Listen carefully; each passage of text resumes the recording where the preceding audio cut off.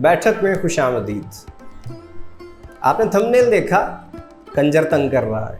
थोड़ा सा अजीब तो लगा होगा, लेकिन बड़ा दिलचस्प वाक़या है। वाक़या यूँ है कि मीर तकी मीर खुदाए सुखन एक शेर में कहते हैं कि मीर जी इस तरह से आते हैं जैसे कंजर कहीं को जाते हैं। अब ये शेर ऐसा है कि जिसको सुन के बड़ा अजीब लगता है कि मीर जी अपने बारे में कह रहे हैं कि मैं इस तरह से आता हूँ जैसे कंजर कहीं जाते हैं। तो अब ना एक नौजवान को इस पर बड़ी टेंशन थी, परेशानी थी कि क्या है इसमें, मीर क्या कह रहे हैं। तो उनकी मुलाकात हो गई जोश वली आबादी साहब के साथ। तो उन्होंने कहा कि हज़रत एक शेर पे बड़ी परेशानी है।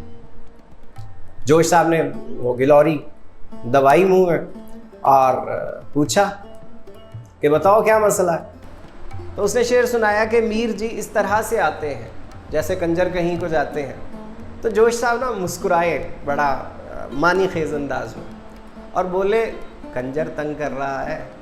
नौजवान ने आगे से आजिज़ी से कहा जी हाँ, कंजर तंग कर रहा है। तो इस पे जोश साहब ने उसे बताया कि भाई ये पंजाब वाला कंजर नहीं है, ये गंगा जमुना की वादी का कंजर है। और गंगा जमुना का मामला क्या है कि वहाँ पे ये जो लफ्ज़ कंजर है इसका माना है खाना बदोश। एक ऐसा आदमी जिसका कोई मुस्तकिल ठिकाना नहीं होता, खाना बदोश, जिसका घर उसके कंधों पे है। कहीं भी कुछ दिन क़याम किया, वो अपना सारा माल असबाब उठाया, कंधे पे लादा और कहीं और चल पड़े। तो मीर ने इस शेर में असल में ये कहा है कि मीर का कोई मुस्तकिल ठिकाना नहीं है ना।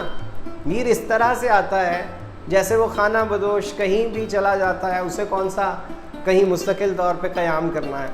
तो जनाबे वाला ये लुग़त में भी आप देख लीजिए कि इस लफ्ज़ का जो माना है, बहुत सारे माने अब तो आपको लुग़ात में लिखे मिलेंगे, लेकिन इसका जो सबसे पुराना माना है वो खाना बदोश ही का है। उम्मीद है आपको आज का वीडियो दिलचस्प लगा होगा।